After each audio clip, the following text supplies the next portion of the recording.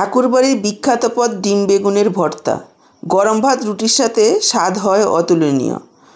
রান্না করাও একেবারে সহজ। তো চলুন আর দেরি না করে রেসিপিটা দেখে নেওয়া যাক। নমস্কার বন্ধুরা, আমি সোমা। আহারে বাহার রান্নাঘরের আরও একটা নতুন পর্বে আপনাদের অনেক স্বাগত। আজকে দারুণ স্বাদের এই বিখ্যাত ঠাকুরবাড়ির ডিম বেগুন ভর্তার রেসিপিটা করার জন্য দেখুন আমি এখানে দুটো বড় সাইজের বেগুন নিয়েছি। বেগুনগুলোকে এইভাবে একটু টুকরো করে নিচ্ছি, কেননা বেগুনের ভেতরে অনেক সময় পোকামাকড় থাকে। এইভাবে একটু কেটে দেখে নিতে হবে। বেগুনের পরিমাণ আপনারা নিজেদের প্রয়োজন অনুসারে কম বেশি করে নিতে পারেন। এবার বেগুনগুলোকে কাটার আগেই ধুয়ে নিয়েছি ভালোভাবে। দেখুন গ্যাস অন করে কড়াই বসিয়ে প্রায় 1 লিটার পরিমাণ জল দিয়ে দিয়েছি, আর তার মধ্যে দিয়ে দিলাম কেটে রাখা বেগুনগুলো। দিয়ে দিচ্ছি 1 চা চামচ পরিমাণ লবণ, আর দিয়ে দিচ্ছি সাথে 3টে ডিম একসঙ্গে সেদ্ধ করে নেব। গ্যাসের ফ্লেমটাকে হাইতে রেখে প্রায় 7-8 মিনিট সময় নিয়ে বেগুন আর ডিমগুলোকে সেদ্ধ করে নিতে হবে।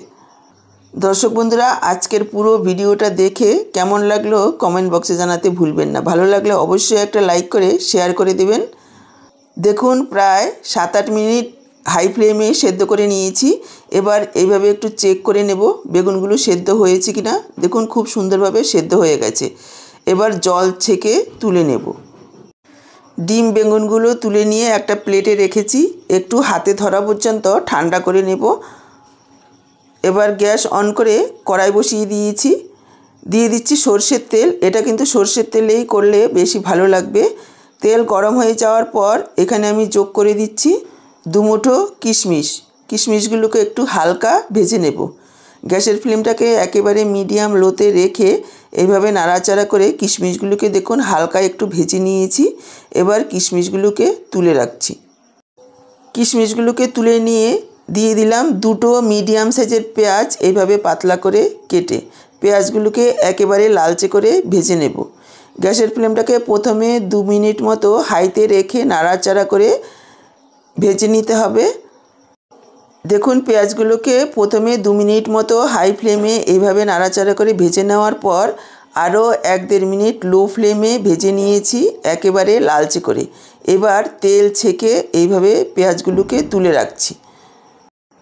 পেঁয়াজ তুলে নিয়ে বাকি যে তেলটা রয়েছে তার মধ্যে দিয়ে দিলাম 1 টুকরো দারচিনি, 3টে এলাচ। এলাচগুলোকে একটু মুখ ফাটিয়ে দিয়েছি। সাথে দিয়ে দিয়েছি 3-4টে লং। লো ফ্লেমে কয়েক সেকেন্ডের জন্য ভেজে নিয়েছি। তারপর এখানে যোগ করে দিচ্ছি রসুন কুচি। এখানে প্রায় 8-10টা রসুনের কোয়া এইভাবে ছোট ছোট করে কুচিয়ে দিয়েছি। হালকা লালচে করে ভেজে নেব। দেখুন রসুনগুলো হালকা লালচে হয়ে ভাজা হয়ে যাওয়ার পর এখানে আমি যোগ করে দিলাম পেঁয়াজ বাটা। এখানে 2টো মিডিয়াম সাইজের পেঁয়াজ এইভাবে বেটে দিয়ে দিয়েছি। একেবারে লাল হওয়া পর্যন্ত ভেজে নিতে হবে। পেঁয়াজ বাটাটা ভাজা হতে হতে এদিকে দেখুন বেগুনগুলো একটু ঠান্ডা হয়ে গেছে। এইভাবে একটা ম্যাশার দিয়ে আমি চটকে নিচ্ছি। এতে করে খোসাগুলো ছাড়াতে সুবিধা হবে। আপনারা চাইলে খোসা শুদ্ধও রান্না করতে পারেন, আর পুরোপুরি ঠান্ডা করে নিয়ে একেবারে হাত দিয়েও একটু চটকে নিতে পারবেন। ম্যাশার দিয়ে ম্যাশ করে নেওয়ার পর দেখুন উপরে খোসাটা আমি এইভাবে বাদ দিয়ে দেব। তারপর হাত দিয়ে একটু চটকে নেব।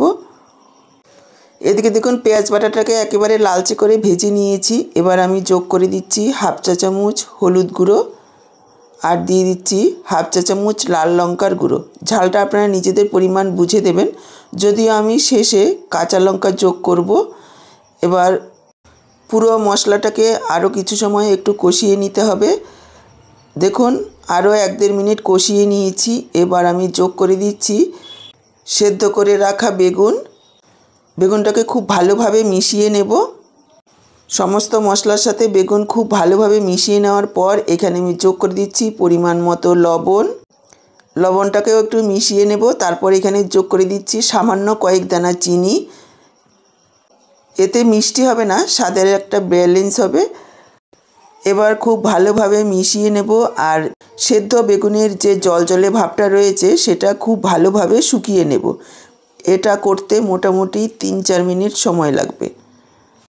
দেখুন মিডিয়াম ফ্লেমে প্রায় 3-4 মিনিট সময় নিয়ে এইভাবে নাড়াচাড়া করে নিয়েছি। জলজলে ভাব একেবারে শুকিয়ে গেছে। এবার আমি যোগ করে দিচ্ছি সেদ্ধ করে রাখা ডিম। এইভাবে ভেঙে মিশিয়ে দেব। আমি এখানে 2টো বড় সাইজের বেগুনের সাথে 3টে ডিম দিয়েছি। যদি বেগুনের পরিমাণ বাড়িয়ে নেন তাহলে কিন্তু ডিমের পরিমাণও বাড়াতে হবে। সাথে আমি যোগ করে দিলাম কুচনো কাঁচা লঙ্কা। আরও একবার সব কিছু মিশিয়ে নেব। আরও 1-1.5 মিনিট নাড়াচাড়া করে নেব। 1-1.5 মিনিট নাড়াচাড়া করে নেওয়ার পর এখানে আমি যোগ করে দিচ্ছি ভেজে রাখা কিশমিশ আর ভেজে রাখা পেঁয়াজ। আরও একবার সব কিছু মিশিয়ে নিতে হবে। দেখুন খুব ভালোভাবে মিশিয়ে নিয়েছি সব কিছু একসঙ্গে। একেবারে তৈরি হয়ে গেছে আমাদের ডিম বেগুনের ভর্তা।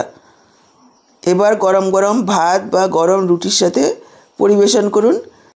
বেগুন ভর্তা তো আপনারা অনেক রকমভাবে খেয়েছেন। একবার এইভাবে ডিম বেগুনের ভর্তা খেয়ে দেখুন, অসাধারণ খেতে হয়। গরম ভাত রুটি সব কিছুর সাথেই খেতে এর স্বাদ অতুলনীয়। তাহলে আজকে এই পর্যন্ত। আবার দেখা হবে এই রকমই দারুণ টেস্টি কোনো রেসিপির সাথে। সবাই ভালো থাকুন, সুস্থ থাকুন। আপনাদের সবার সুস্থতা কামনা করে এখানেই শেষ করছি। সবাইকে অসংখ্য ধন্যবাদ।